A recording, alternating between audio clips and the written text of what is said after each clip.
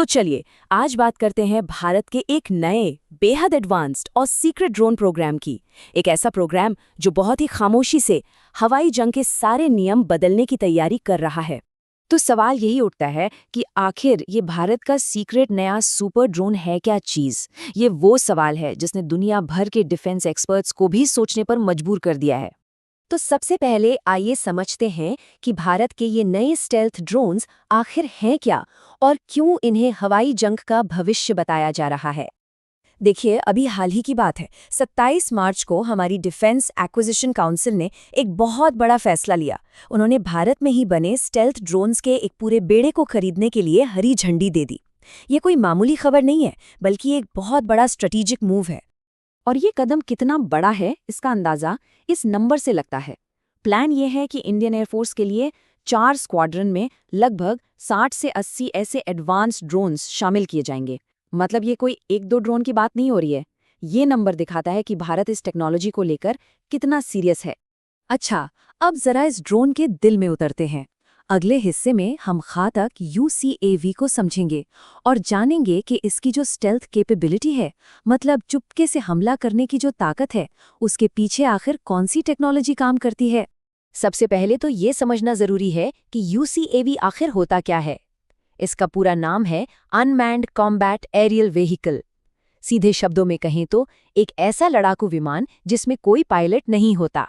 इसे खतरनाक से खतरनाक मिशन के लिए बनाया जाता है, जहां किसी पायलट की जान का जोखिम ना हो।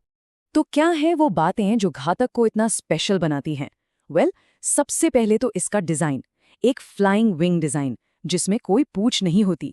यही डिजाइन इसे रडार से लगभग गायब कर देता है। फिर इसे पावर देता है भारत में बना कावेरी इंजन, एक स्वदेशी जेट इंजन जिसे बनाने में सालों लगे हैं, पर अब ये इस पूरे प्रोजेक्ट का दिल है।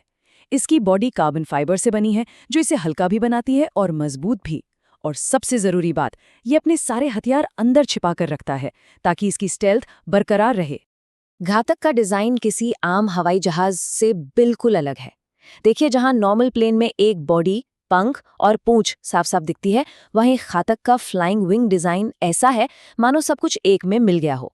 इसका सीधा फायदा यह है कि रडार की पकड़ में आना इसके लिए बहुत बहुत मुश्किल हो जाता है। असल में ये डिजाइन इसे अमेरिका के मशहूर B-2 स्पिरिट बॉम्बर जैसे दुनिया के सबसे एडवांस्ड स्टेल्थ एयरक्राफ्ट की लीग में खड़ा कर देता है। तो एक नज़र में देखें तो इस प्रोजेक्ट का नाम है घातक। पहले इसे ऑरा के नाम से जाना जाता था। इसे डेवलप कर रही है भारत की अपनी संस्था DRDO, और इसे पावर दे रहा है हमारा अपना कावेरी इंजन। मतलब ये पूरी तरह से एक मेड इन इंडिया एफर्ट है। चलिए अब आगे बढ़ते हैं, देखते हैं कि ये टेक्नोलॉजी मॉडर्न वॉरफेयर में, मतलब आज के ज़माने की जंग में, कैसे एक गेम चेंजर साबित हो सकती है। इसके असली स्ट्रेटेजिक भूमिका क्या होगी। घातक के मिशन को समझने के लिए एक शब्द जानना बहुत जरूरी है, सीध। सुनने में ये टेक्निकल लगता है, पर इसका काम बहुत सीधा है, suppression of enemy air defences. आसान भाषा में कहें तो इसका काम है दुश्मन के एयर डिफेंस सिस्टम को तबाह करना, जैसे कि उनके मिसाइल लॉन्चर और रडार, ताकि हमारे बाकी फाइटर जेट्स सुरक्षित तरीके से अपना मिशन पूरा कर सकें। तो घातक का मुख्य काम क्या होगा? पहला, डीप स्ट्राइक, मतलब दुश्मन की सीमा में बहुत अंदर जाकर बड़े बड़े ठिकानों को निशाना बनाना। दूसरा, जैसा हमने अभी समझा, दुश्मन के एयर डिफेंस को ही खत्म कर देना। और तीसरा, ये हमारे LCA तेजस जैसे फाइटर जेट्स के साथ मिलकर काम करेगा, एक लॉयल विंगमैन की तरह। अगर एक लाइन में कहना हो तो घातक सिर्फ एक और ड्रोन नहीं है, ये इंडियन एयरफोर्स के लिए एक फोर्स मल्टीप्लायर है। मतलब एक ऐसी ताकत जो अकेले ही हमारी एयरफोर्स की क्षमता को कई गुना बढ़ा देगी। अब अपने आखिरी हिस्से में जरा जूम आउट करते हैं और इस पूरे प्रोग्राम के बड़े मतलब को समझते हैं। आत्मनिर्भरता के मिशन में ये भारत के लिए आखिर क्या मायने रखता है। सबसे अहम बात तो ये है कि घातक जैसे प्रोजेक्ट विदेशी मिलिट्री हार्डवेयर पर भारत की निर्भरता को कम करते हैं।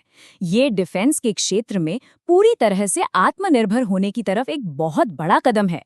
और हाँ, जब इतनी एडवांस्ड टेक्नोलॉजी देश में ही बनती है तो इसका फायदा सिर्फ सेना को नहीं होता।